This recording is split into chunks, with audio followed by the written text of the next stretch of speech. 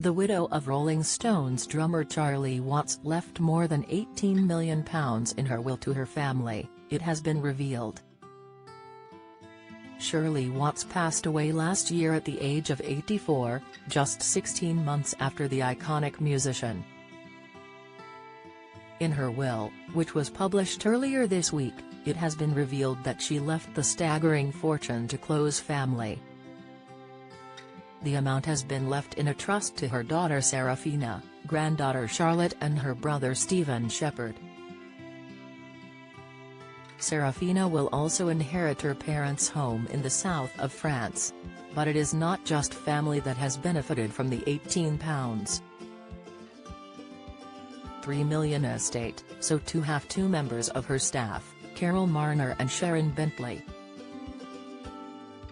According to The Sun, both staff members will receive the tax-free payment, which is said to be the equivalent of 2 years' salary. Shirley first met Charlie in 1961, before he shot to fame with the iconic rock band, at London's Royal College of Art where she was studying sculpture. At the time, Charlie was a graphic design student. The couple were married for 57 years and it's believed that Shirley was the one to keep the rock star grounded. Shirley went on to become a horse breeder from the couple's manor home in Devon. Following Charlie's death, frontman Mick Jagger said, "It seems like only yesterday that I was in the studio with Charlie, joshing around. It's just so weird and then very sad. And I mean, it's such a long time that you work with someone like that, and you get to know someone so well and their quirks and their idiosyncrasies and they know yours." He added, "And Terry's a language in communication with musicians, obviously, or anything else.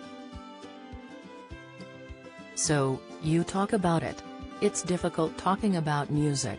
But so, after all this length of time, you have this ease of communication, so to speak, with another musician. That's very rare. I miss that so much. During the Stones' 60-year music career, it has not been without its fair share of ups and downs." And this was highlighted in the memoir of guitarist Keith Richards, who candidly revealed that he is not friends with the band's lead singer. In his tell-all book titled Life, he said, "Mick and I may not be friends, too much wear and tear for that." He went on to say, "We're the closest of brothers, and that can't be severed." How can you describe a relationship that goes that far back? Best friends are best friends. But brothers fight. When Mick and Keith first met, they formed an instant connection which saw them equally have a say in the future of the group. But things turned sour between the pair when Keith was arrested in 1977 in Canada for possession of heroin. Keith had been heavily using the drug for almost 10 years and Mick took control and looked after him during that time. In his memoir, Keith recalled that Mick was on his side to start with. "I have to say that during the bust in Toronto, in fact during all busts, Mick looked after me with great sweetness, never complaining. He ran things, he did the work and marshaled the forces that saved me. Mick looked after me like a brother.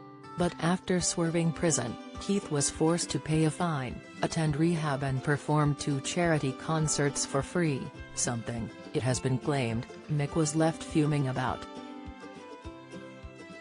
After his release from rehab, Keith noticed that he had lost control in the group. And by 1981, the tension between the pair was going from bad to worse. They managed to release track Tattoo You, but had to record their vocals at separate times of the day as they barely spoke. And it wasn't until Mick's interview with Rolling Stone magazine that it became apparent that the relationship between the pair was at breaking point. He told the publication, "We've had a lot of ups and downs, and this is one of the low moments. I love the Stones, I think what we've done is wonderful, but I also think it's done.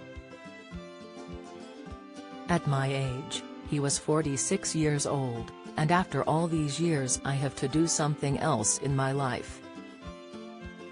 I feel like I have the right to do it. Follow Mirror Celebs on Snapchat, Instagram, Twitter, Facebook, YouTube and Threads.